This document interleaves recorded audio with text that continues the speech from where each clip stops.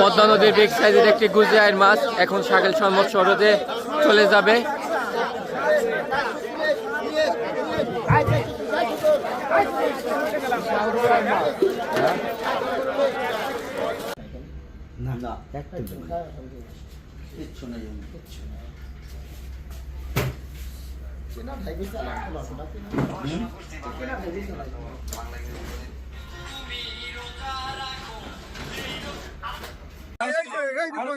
কয় কেজি এটা?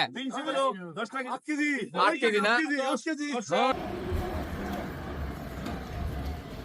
একটা ভালো লাগবো না বেশি আছে হ্যাঁ কোন দিন কাকে বুঝলাম তাহলে এত সাল ফোন ধরবেন না